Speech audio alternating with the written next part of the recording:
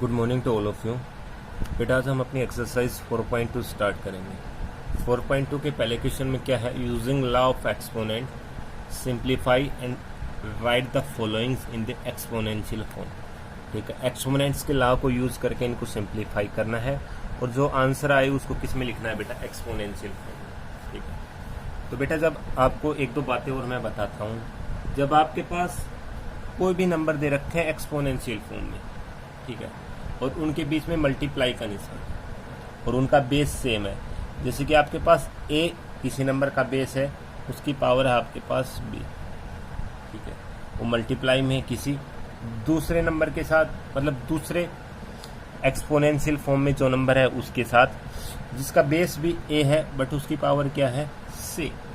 तो बेटा आपके पास क्या होता है, जब आपके पास ऐसे केसेस होते हैं कि जब आपके पास बेस सेम होता है और बीच में मल्टीप्लाई का साइन होता है, तो उस केस में आपके पास जो पावर्स होती है उनका प्लस हो जाता है। क्या हो जाता है बेटा, प्लस। समझ गए। ऐसे ही आपके पास फर्स्ट क्वेश्चन है, इसका फर्स्ट पार्ट 2 की पावर 7 मल्टीप्लाई बाई 2 की पावर 4। आपके पास बेस सेम है, जब बेस सेम होता है तो बेटा पावर्स का प्लस हो जाता है, बेस जो कॉमन है वही रहेगा, 7 प्लस 4, तो 2 की पावर कितना आ गया आपके पास, 11। सेम ऐसे ये p की पावर 5 इंटू पी की पावर 3, बेस सेम है दोनों का p, ठीक है, 5 प्लस 3 तो p की पावर 8। ऐसे ही है आपके पास -7 इसकी पावर 5 इंटू -7 इसकी पावर 11, मल्टीप्लाई का निशान है, बेस सेम है तो पावर्स का क्या हो जाएगा, प्लस। -7 इसकी पावर 5 प्लस 11, तो -7 की पावर कितनी आ गई, 16। ठीक है, अब आपके पास एक दूसरी कंडीशन आ जाती है, जब a है बेस, b है आपके पास पावर और बीच में डिवाइड का निशान है, दूसरे का भी बेस a है उसकी पावर c है, तो जब बेस सेम हो और बीच में डिवाइड का निशान होता है तो पावर बेटा क्या हो जाती है, माइनस, तो b माइनस c। समझ गए। जब बेस सेम होता है और बीच में मल्टीप्लाई का निशान होता है तो उस केसेस में जो पावर है वो प्लस हो जाती है, ठीक है, और जब बेस सेम हो और बीच में डिवाइड का निशान होता है तो बेटा उस केस में पावर्स की माइनस हो जाती है। 3/5 इसकी पावर 6 डिवाइडेड बाई 3/5 इसकी पावर 2, डिवाइड का निशान है तो क्या हो जाएगा, पावर्स का माइनस, तो 6 माइनस 2, 3/5 की पावर 4। ऐसे ही फिफ्थ है -6 इसकी पावर 7 डिवाइडेड बाई -6 इसकी पावर 3, ठीक है, बेस सेम, डिवाइड का निशान तो पावर्स की क्या हो जाएगी, माइनस, तो -6 7 -3 हो जाएगा, तो -6 की पावर कितनी आ गई, 4। 7 की पावर x इंटू 7 की पावर 3, बेस सेम है दोनों का 7, पावर्स का क्या हो जाएगा, प्लस, तो 7x प्लस 3, क्योंकि x की कोई वैल्यू नहीं है। आपने ये बात याद रखनी है बेटा, जो सेम एक जैसे दिखते हैं वही प्लस हो जाएंगे, इसको आप 3x नहीं लिख दोगे, 3x उस केस में लिखा जाएगा जब 3 की मल्टीप्लाई x से हो, इनका प्लस हो रहा है तो x प्लस 3 है, तो इसका आंसर हो जाएगा 7 इसकी पावर x प्लस 3। ऐसे क्वेश्चन है आपके पास सेकंड, सेम, इसमें भी सिंप्लीफाई करना है बेटा और right the answer in exponential form. 5 की पावर 3 इंटू 7, 5 की पावर 7 इंटू 5 की पावर 12, सभी का बेस सेम है तो पावर्स का क्या हो जाएगा, प्लस, तो 5 3 प्लस 7 प्लस 12, तो 5 की पावर कितनी आ गई, 22। ऐसे ही सेकंड है a की पावर 5 इंटू a की पावर 3 इंटू a की पावर 7, मल्टीप्लाई में है, बेस सेम है, पावर्स का क्या हो जाएगा, प्लस, तो a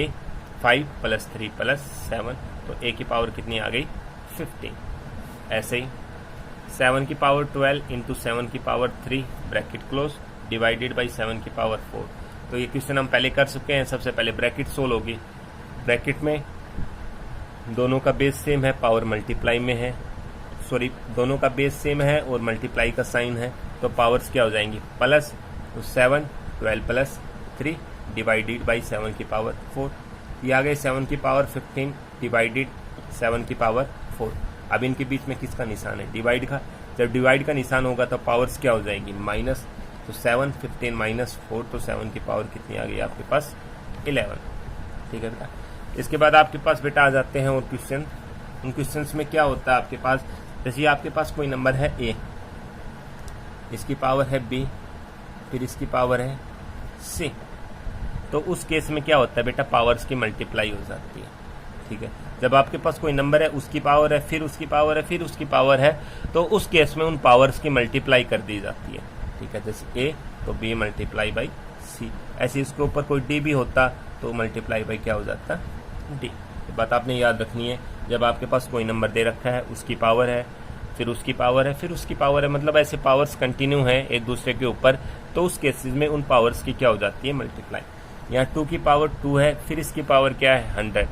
तो एक तो पावर 2 हो गई, ये नीचे वाला 2 तो बेस हो गए, ये इसकी पावर हो गई, फिर इस सारे की पावर क्या हो गई, 100,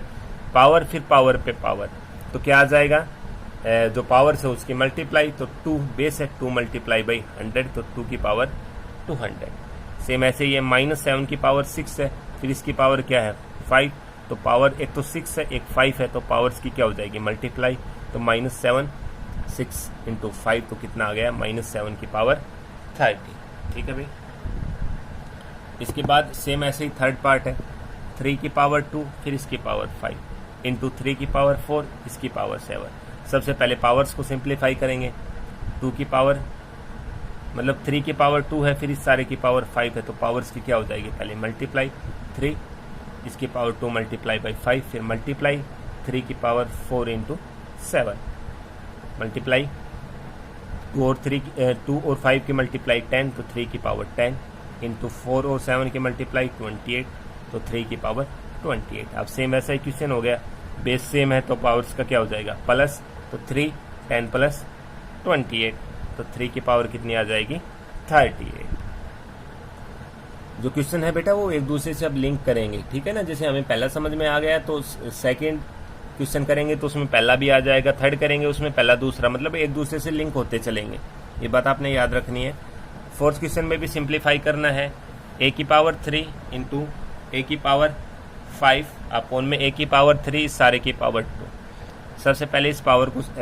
ऊपर मल्टीप्लाई का निशान है, बेस सेम है तो पावर प्लस हो जाएंगी, a 3 प्लस 5 अपॉन में पावर पे पावर है तो पावर्स की मल्टीप्लाई, a की पावर 3 इंटू, इसको प्लस किया तो a की पावर 8 आ गई, इसको मल्टीप्लाई किया तो a की पावर 6। अब ये डिवाइड में ही है, इसका मतलब भी तो डिवाइड होता है बेटा, डिवाइड में है तो पावर्स क्या हो जाएंगी, माइनस, तो a 8 माइनस 6, तो a की पावर क्या बच जाएगा, 2। ऐसे ही ये है 2 की पावर 3 इस सारे की पावर 4, 2 की पावर 3 इस सारे की पावर 4 डिवाइडेड बाई 2 की पावर 5। इसको सिंप्लीफाई करेंगे, 2 पावर पे पावर 3 मल्टीप्लाई बाई 4 12 डिवाइड 2 की पावर 5, डिवाइड का निशान आ गया तो पावर्स क्या हो जाएंगी, -2 12 माइनस 5, तो 2 की पावर क्या बच गया, 7। ऐसे ही थर्ड पार्ट है, 6 इसकी पावर 2 फिर सारे की पावर 3 डिवाइडेड बाई 6 इसकी पावर 3 ब्रैकेट क्लोज इंटू 6 की पावर 5। सबसे पहले पावर्स की मल्टीप्लाई, 2 की मल्टीप्लाई 3 से 6 की पावर 6 डिवाइडेड बाई 6 की पावर 3, डिवाइड सोल्व होगा, ये ब्रैकेट है, सबसे पहले ब्रैकेट सोल्व करेंगे,